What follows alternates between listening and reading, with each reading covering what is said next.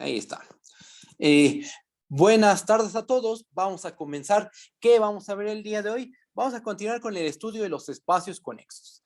Vamos a demostrar que si tenemos una familia de espacios topológicos, el producto de esos espacios es conexo, sí y solo si cada factor es un espacio conexo.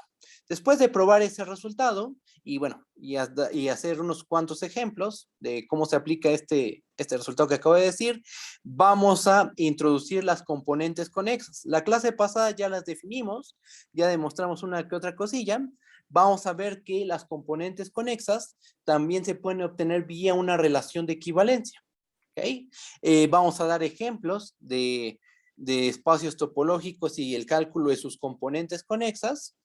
Y si alcanza el tiempo, damos la definición de lo que es un espacio localmente conexo, ¿va? Que como su nombre lo indica, al ser local, nos vamos a poner en un punto, vamos a tomar un abierto y alrededor de adentro de ese abierto debe haber un conexo que contiene al punto. Y ese conexo, aparte, va a ser una vecindad, ¿va? Esa es la definición de ser localmente conexo. Al ratito damos la definición con mucho cuidado, formalmente, y ya, ¿va? Eso es lo que tenemos que ver el día de hoy, ¿ok? Bueno, pues vamos a comenzar. Nos habíamos quedado en esta propiedad, la propiedad 6. ¿Qué es lo que dice? Vamos a leer. Sea X alfa, tau alfa, con alfa en J, una familia de espacios topológicos. Entonces, lo que afirma la propiedad es lo siguiente. El producto de los X alfa con alfa en J es conexo. Sí, solo sí, para cada alfa en J, X alfa, tau alfa, es un espacio conexo. ¿Ok? Hay uno implica que es muy sencillo y el otro pues tiene un mayor grado de dificultad su demostración. ¿Va? Vamos a hacer la ida, que es lo sencillo. Vamos a empezar suponiendo que el producto de los X alfa con alfa en J es un espacio conexo. ¿Qué tenemos que probar? Tenemos que probar que cada factor resulta ser un espacio conexo. Pero eso es muy fácil. Chequen. Tomemos un factor. Tomemos beta que pertenece en J. ¿Nosotros qué sabemos? Nosotros sabemos que la betaésima proyección, o sea, la función pi beta, que va del producto de los X alfa con alfa en J hacia X beta, es una función continua y también es suprayectiva. Es continua y suprayectiva. Por lo cual, por ser continua y suprayectiva, su imagen directa del producto, la imagen directa del producto bajo la función pi beta, por ser supra, va a ser todo X beta. Y por ser continua y por ser el producto un conexo, su imagen directa resulta ser un conexo. O sea, X beta termina siendo un espacio conexo. Recuerden que la imagen continua de conexos siempre resulta ser un espacio conexo. ¿Qué podemos concluir? Pues que para todo alfa en J, X alfa, tau alfa, resulta ser un espacio conexo. ¿Estamos de acuerdo que esta beta que nos tomamos en J, este factor que nos tomamos, fue arbitrario? Y probamos que este factor, el X beta, sin importar qué factor sea, es un conexo. ¿Ok? Bueno, entonces, si el producto es un espacio conexo, entonces cada factor debe de ser conexo. Su prueba fue muy, muy sencilla. Pasamos al regreso. Vamos a hacer el regreso no es tan simple. Bajamos tantito. Ahora vamos a suponer que para cada alfa en J, X alfa, tau alfa, resulta ser un espacio conexo. ¿Qué tenemos que probar? Vamos a probar que el producto de los X alfa con alfa en J es un espacio conexo. ¿Cómo le vamos a hacer? Vamos a demostrar que existe un X0 en el producto de los X alfa con alfa en J, tal que CX0 es un subespacio denso de el producto de los X alfa con alfa en J. ¿Quién es CX0? Déjenme bajar tantito. CX0 es este conjunto. CX0 es el conjunto de los Ys en el producto de los X alfa con alfa en J, tal que existe un conexo que contiene tanto al punto X0 como al punto Y. O sea, CX0, ¿quién es? Son todos los puntos para los cuales existe un conexo que contiene tanto a x0 como al punto y. Si lo vemos en un dibujo, pues aquí se encuentra x0, aquí se encuentra y, y para que y esté en cx0, lo que tiene que ocurrir es que debe haber un conexo que contiene a ambos puntos. ¿Ok? Bueno, y lo que vamos a hacer es probar que este es un conexo, es un hecho, porque este lo podemos ver como la unión de subespacios conexos, donde esa unión de subespacios conexos, al intersectarlos, su intersección es el punto x0, ¿ok? O sea, ¿cómo podemos ver esto como una unión? Pues considera todos los D conexos, tales que contienen al punto x0, unes a todos esos conexos que contienen x0, y esa unión es x0, ¿ok? La intersección de todos esos subespacios conexos resulta ser el punto x0. Entonces tienes una familia de subespacios conexos cuya intersección es no vacía. Sabemos que bajo esas condiciones, la unión de todos esos subespacios conexos resulta ser un subespacio conexo, ¿va? Bueno, entonces, este es un conexo.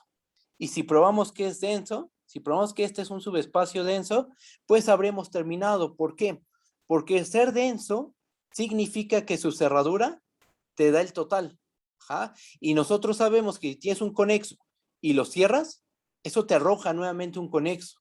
Entonces, si CX0 es denso, como es conexo, su cerradura, que es el total, también va a ser conexa y habremos terminado la demostración. ¿Ok? Bueno. Entonces, ¿cómo le hacemos? Pues fíjense, vamos a hacer lo siguiente. Vamos a fijar un punto x0, el que tú quieras, en el producto de los x alfa con alfa en j. Y definimos a cx0 de esta manera. Ya lo definimos, ¿no? Ya habíamos hablado de él. Y ya notamos que cx0 es realmente un conexo. Ahora, lo que vamos a probar es que cx0 es denso.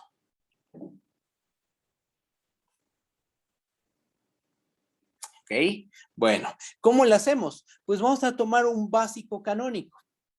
Tomemos a alfa 1, a alfa 2, a alfa n, un básico canónico. Nosotros sabemos qué significa esta notación, ¿verdad? Nosotros conocemos esta notación. ¿Qué es esto? Es el conjunto de todos los elementos en el producto, el conjunto de los x alfa con alfa en j en el producto, tal que x alfa y pertenecen a alfa y para cada i igual a 1 hasta n. Este es un básico canónico del producto.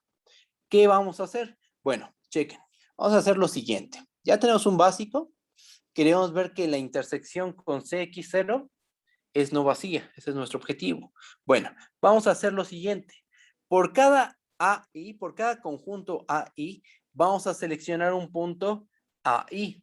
¿Ok? Seleccionamos un punto en el conjunto AI para cada i igual a 1 hasta n y vamos a definir la siguiente cadena de subespacios conexos. Fíjense. Definimos a C1, fíjense cómo lo vamos a definir. Como todos los elementos en el producto, tales que la alfa unoésima proyección del punto Y pertenece en X alfa 1. O sea, la alfa unoésima proyección puede tomar cualquier valor. Eso es lo que estamos diciendo. Y la alfaésima proyección con alfa distinto de alfa 1 del punto Y debe ser igual a la alfaésima proyección del punto X0. Este punto X0, recuerden que lo fijamos al principio. Es este. Aquí dijimos, fijemos un punto X0 en el producto. Entonces, lo que estamos diciendo aquí abajo es que la entrada alfa 1 es libre. Esa se puede mover en donde tú quieras. Y todas las demás entradas, o sea, para cualquier alfa distinto de alfa 1, ahí no, ahí sí tiene que tomar un valor específico. Tiene que valer lo mismo que lo que vale en la alfaésima entrada X0. ¿Ok? Bueno, entonces este es C1.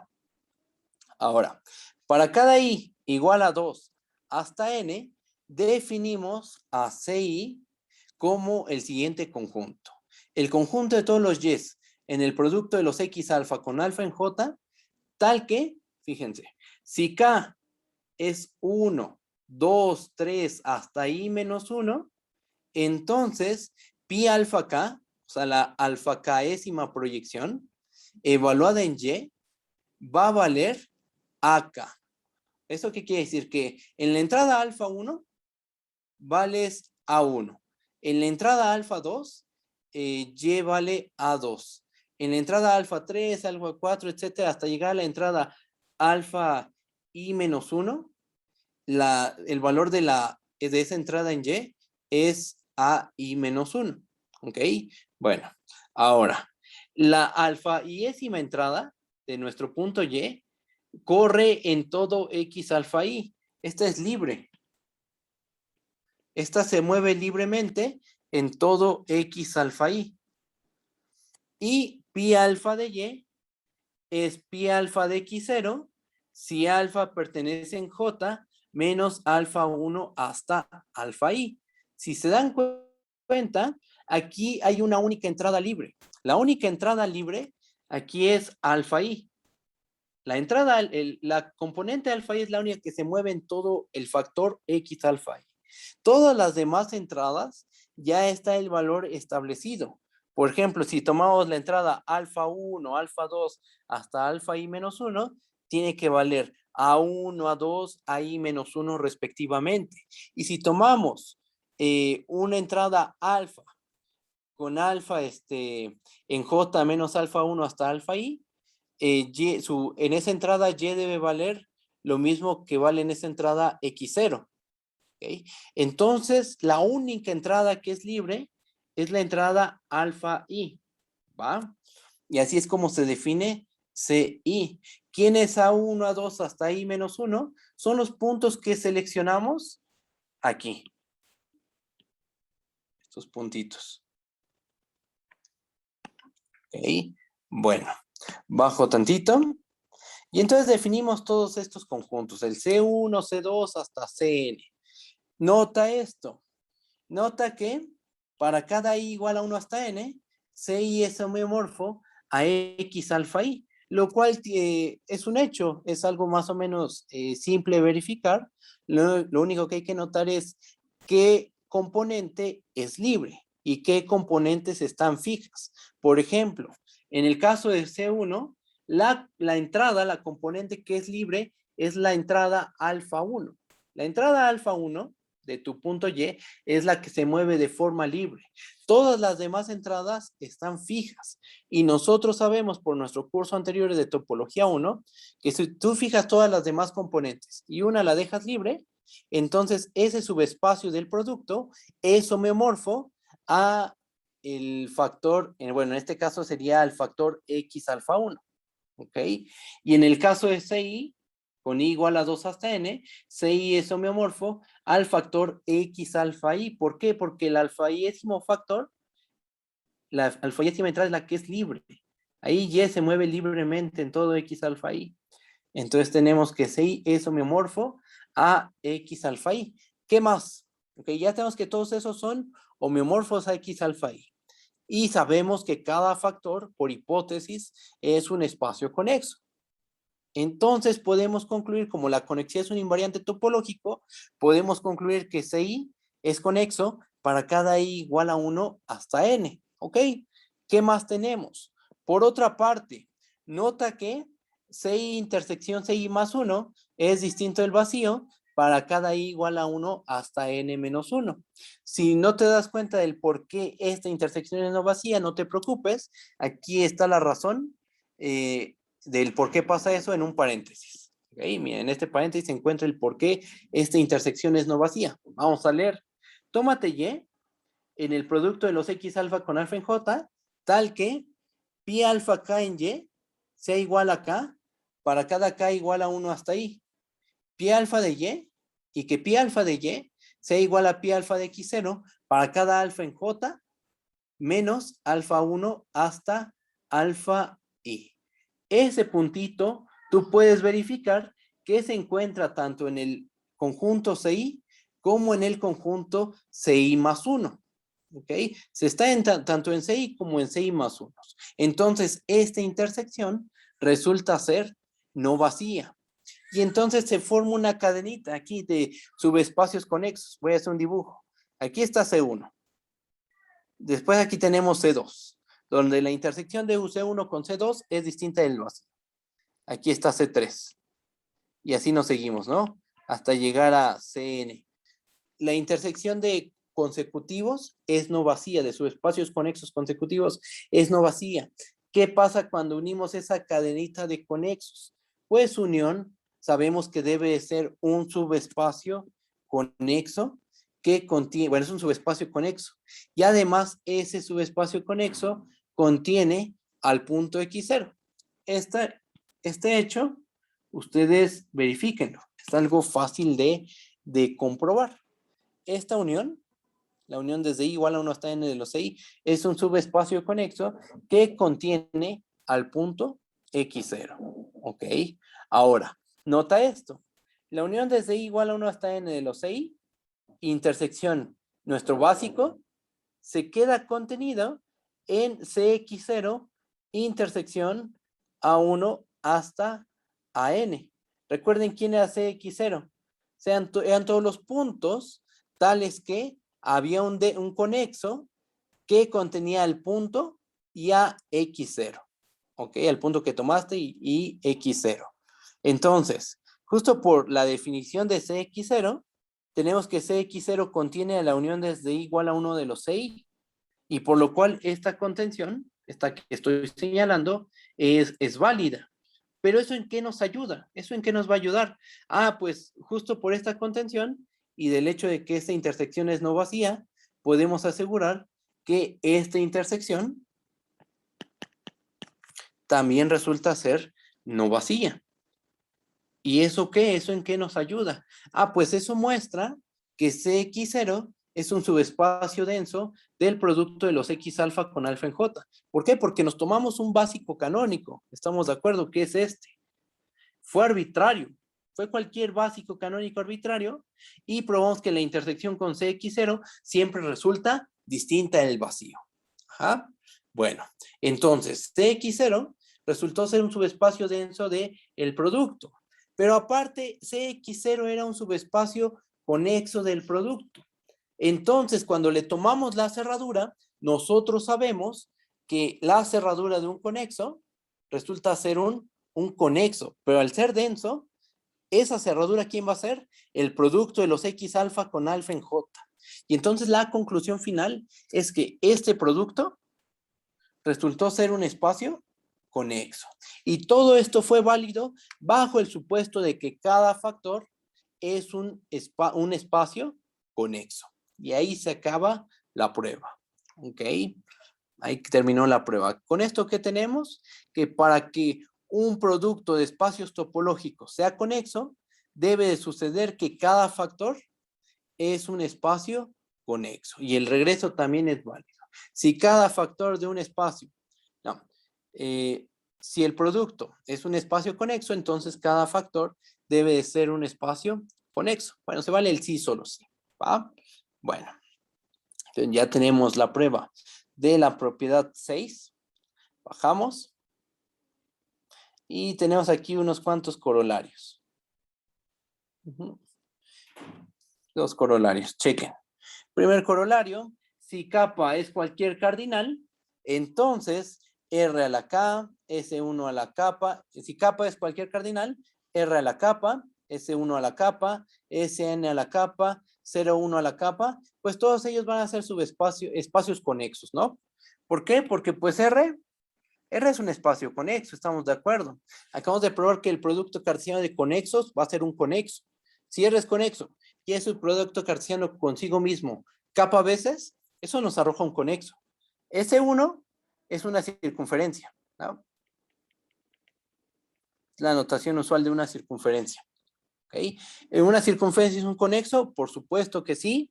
Si hacemos el producto cartesiano de una circunferencia consigo mismo kappa veces, pues también nos va a arrojar un espacio conexo. ¿Quién es Sn? Sn es la esfera de dimensión n. ¿Ok? Y entonces, también es un conexo y su producto cartesiano también nos va a arrojar un conexo, y lo mismo pasa con el intervalo 0,1. Son su producto cartesiano kappa veces, nos va a arrojar un conexo. Otro corolario, que es lo contrario a lo de arriba. Si kappa es cualquier cardinal, entonces el conjunto que tiene como elementos a 0 y 1 elevado a la kappa es un espacio disconexo. En particular, el conjunto de Cantor, que se puede definir de esta manera, 0, 1 elevado a la F0, es un espacio disconexo. Aquí le puse conexo, pero es disconexo. ¿Ok? Y una observación que tiene que ver con esto que dije, el conjunto de Cantor. Fíjense, si C es el conjunto de Cantor, el usual, el que se construye en el intervalo 0, 1, dividiendo en 3 cachitos de la misma longitud al intervalo 0, 1, y continuando con ese proceso, si ese es el conjunto de Cantor, equipado con la topología de subespacio inducida por R, nota lo siguiente: C es homeomorfo a 0, 1 elevado a la F0, y sabemos que es disconexo, por lo que dijimos arriba. ¿Por qué es disconexo? Porque sus factores, al menos uno de sus factores es disconexo. En realidad todos sus factores son disconexos. Entonces, este es disconexo, pero como son homeomorfos, pues C también debe ser disconexo. ¿Ok? Observación 2, que aquí ya no la puse, pero ahorita la argumentamos el por qué. R no es homeomorfo a R2. ¿Por qué pasa? Por lo siguiente. Imagínense que R fuera homeomorfo a R2. Si existiera un H de R en R2, un homeomorfismo,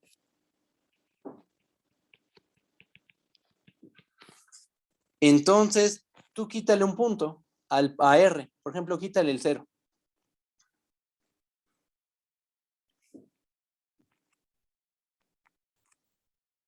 Y a R2 quítale H de 0. Pues estos también tendrían que ser homeomorfos. Bueno, tendría que ser un homeomorfismo. Porque estás restringiendo un homeomorfismo, ¿no? Es un homeomorfismo. ¿Ok? Pero aquí hay un detalle. Que R menos el unitario de 0, este es un espacio disconexo. Y R2 menos un punto sigue siendo un espacio conexo. Ajá. Si tú a lo real le quitas un punto, ese ya deja de ser conexo, se vuelve un espacio disconexo. Y si a R2 tú le quitas un punto, no importa, sigue siendo conexo. De hecho, podemos hacer aquí un dibujito. Si tienes a R2 y tú le quitas un punto, le quitas este punto, pues no pasa nada. El espacio va a seguir siendo un espacio conexo. ¿Va? ¿Por qué? Bueno, ustedes verifiquen eso, el por qué. Si a R2 se le quita un punto, el espacio sigue siendo conexo. Hay muchas maneras de argumentar. Por ejemplo, una manera de argumentar que R2 menos un punto es conexo es de la siguiente manera.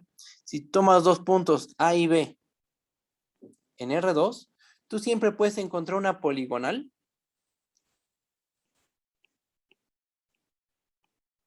que te une el punto A con el punto B y que no pasa por el punto H de 0. Como existen esas poligonales, en particular existe una poligonal que une el punto B con 0. Y eso lo podemos hacer para cada B en R2 menos H de 0. Nosotros probamos que para que un espacio sea conexo, debe suceder que para cualesquiera dos puntos A y B del espacio, debe haber un subespacio conexo que contiene tanto A y B. Eso lo probamos en clases pasadas. Entonces, usando este resultado y este argumento que acabo de dar, se puede concluir que R2 menos el unitario H0 es conexo. Y entonces aquí terminaríamos llegando a una contradicción. ¿Por qué? Porque la conexidad es un invariante topológico. ¿Ok? Y aquí tendríamos que tengo dos espacios homeomorfos donde uno es disconexo y el otro conexo. Bueno, eso no es posible, ¿verdad? Bien, entonces R y R2 no son homeomorfos. De hecho, nuestro argumento da para decir que R y Rn no son homeomorfos para cada n en los naturales. En un curso más avanzado, se podría probar que para n y m, con n distinto de m, Rn no puede ser homeomorfo a Rm. ¿Ok? Pero bueno, eso no lo vamos a hacer. Abajo.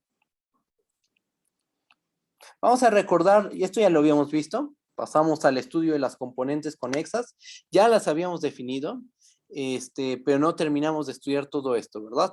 Entonces, lo que vamos a hacer ahorita es recordar la definición de una componente conexa, únicamente. Lo que se probó, bueno, eso ya no lo recordamos, solo hay que tener presente la definición, ¿va?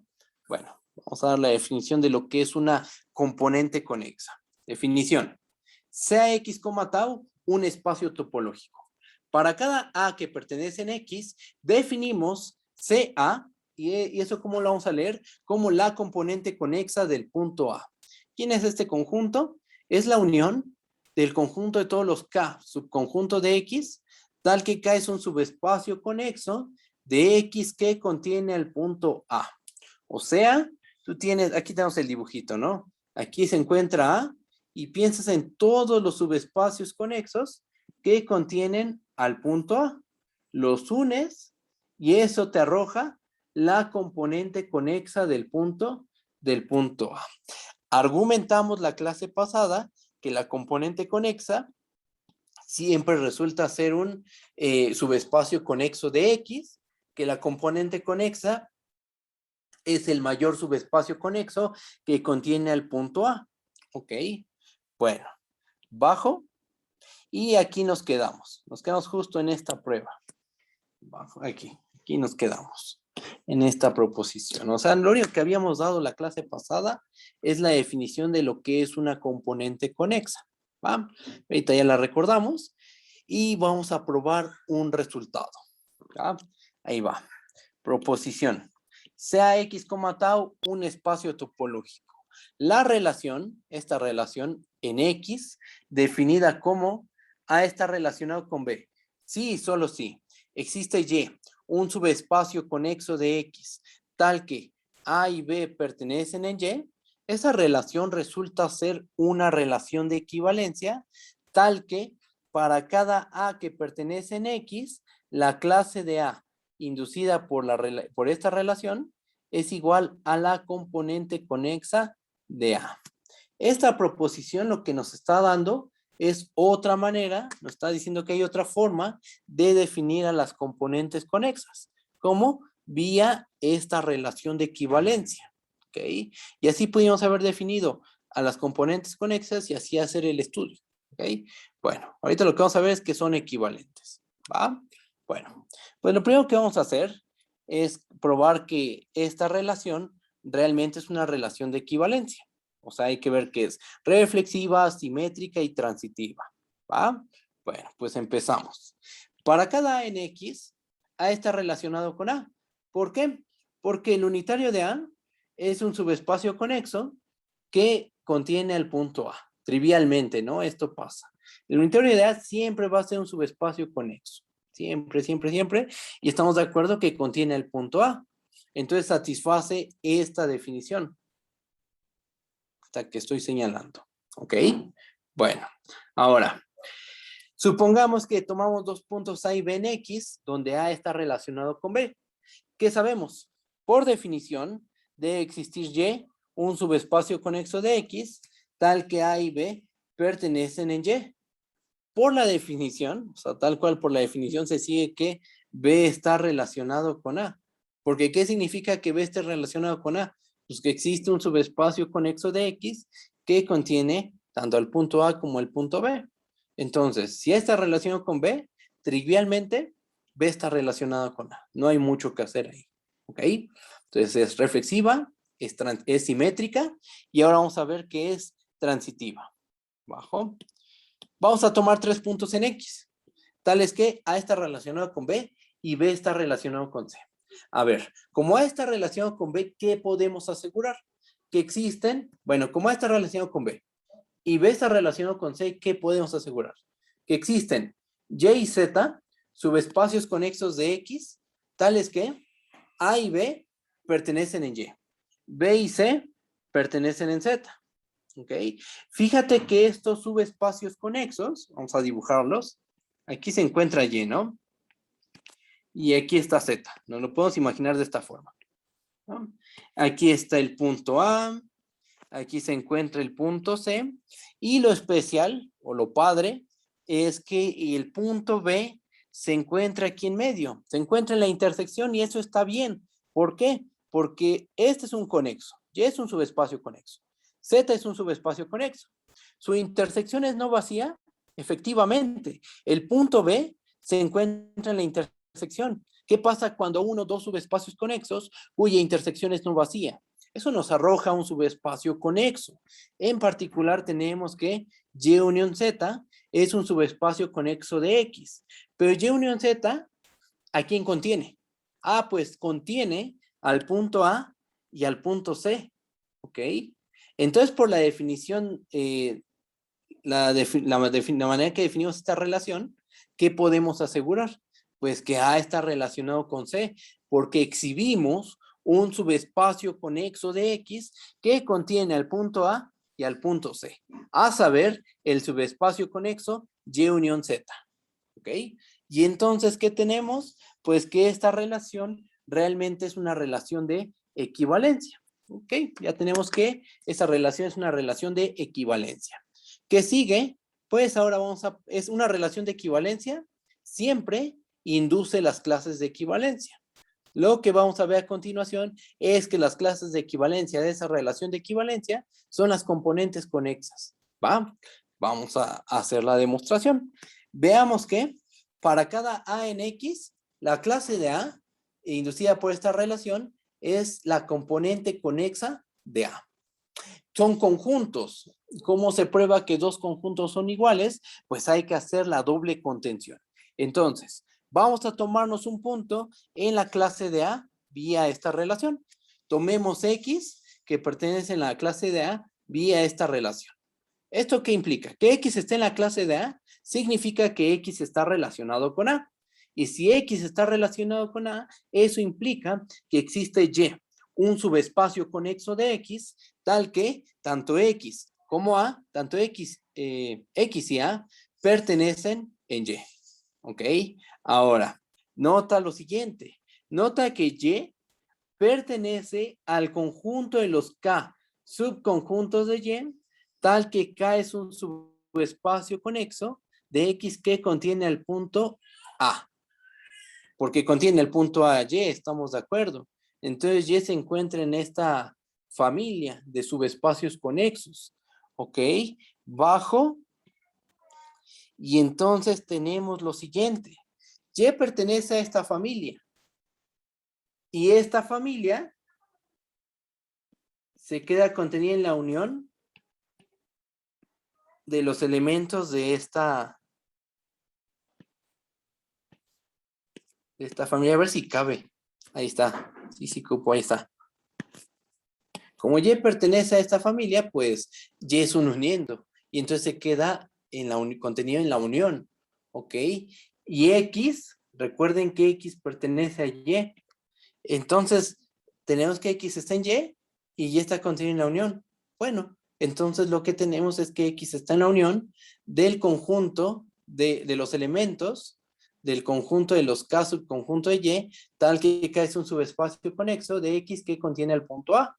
¿Esto qué muestra? Que si tomas un punto en la clase de A, vía esta relación, ese punto está en la componente conexa de A. ¿Ok? Y entonces, ¿qué tenemos? Tenemos que la clase de A, vía la relación que definimos arriba, se queda contenida en la componente conexa de A. ¿Ok? Ahora vamos a hacer la otra contención. Ahora vamos a suponer que X pertenece a la componente conexa de A. ¿Va? ¿Qué podemos asegurar? Pues si X está en la componente conexa de A, tanto A como X pertenecen a la componente conexa de A, ¿no? Porque A siempre va a estar en su componente conexa. Es el mayor subespacio conexo que contiene al punto A. ¿Ok? Entonces tenemos que tanto A como X están en CA. Y CA es un subespacio conexo de X. ¿Qué podemos asegurar? Pues que la clase de A contiene a la componente conexa de A. ¿Ok? ¿Por qué? Porque aquí en el fondo lo que estamos verificando es que X está relacionado con A. Para estar relacionados, ¿qué debe pasar? Debe de haber un subespacio conexo que contiene tanto a X como a A. ¿Qué subespacio conexo contiene tanto X como A? La componente conexa de A. Y entonces tenemos esta contención y por lo hecho arriba, pues tenemos esta igualdad. La clase de A vía esta relación es igual a la componente conexa de A. ¿Va? Bajo. Bueno, y con todo esto, ¿qué se tiene? Bueno, con todo esto, ¿qué probamos? Pues que podemos definir a las componentes conexas de otra forma, usando esta relación de equivalencia. Define esta relación de equivalencia y la clase de equivalencia vía esta relación son las componentes conexas, ¿va? Bueno, tenemos eso y de aquí podemos concluir varias cositas. Voy a bajar tantito. De este resultado se siguen las siguientes propiedades de las componentes conexas. Recuerden esto, si tienes una relación de equivalencia, esta te induce las clases de equivalencia y el conjunto de clases de equivalencia forma una partición del espacio. Ajá. Entonces, tenemos lo siguiente, se sigue de manera inmediata del resultado anterior. Si X, tau si X, tau es un espacio topológico y tenemos A y B puntos en X, entonces tenemos esto. CA, la componente conexa de A, es distinta del vacío. ¿Esto por qué? Vamos a ir argumentando, ¿no? Inciso por inciso. ¿Por qué la componente conexa de A es distinta del vacío? Porque coincide con una clase de equivalencia. Y todas las clases de equivalencia siempre son distintas del vacío. Eso siempre va a pasar. ¿Por qué? Porque al menos el punto A se encuentra en la clase de A. ¿Qué más?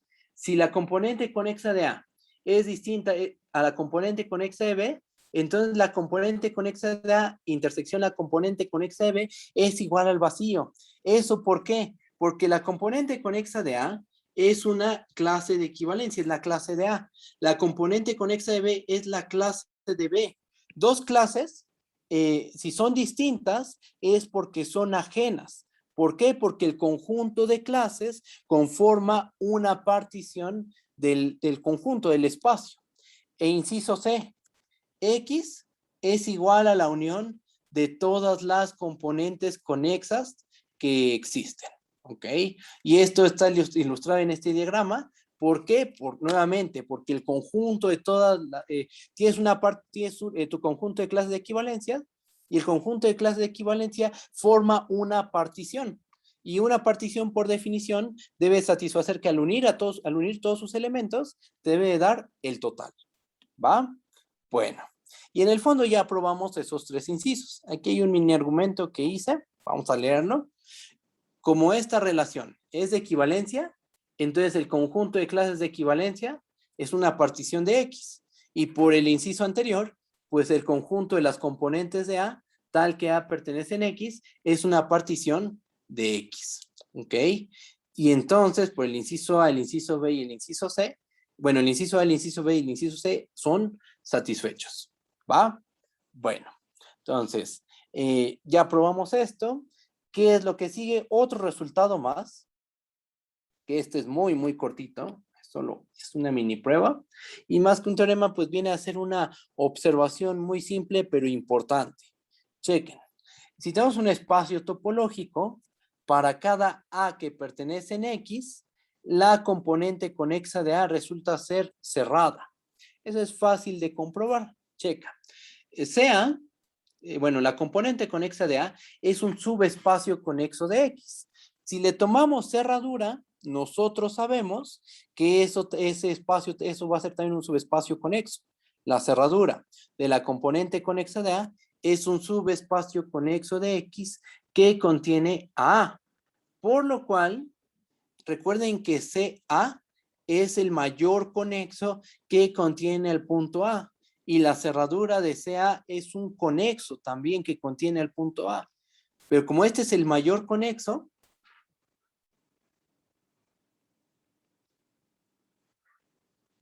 entonces se debe satisfacer esta contención. Pero que se cumpla esta contención implica que se da esta igualdad y entonces tiene que resulta ser cerrado. ¿Ok? Y entonces tenemos que las componentes conexas de un espacio topológico siempre van a resultar ser conjuntos cerrados. Bien, bueno.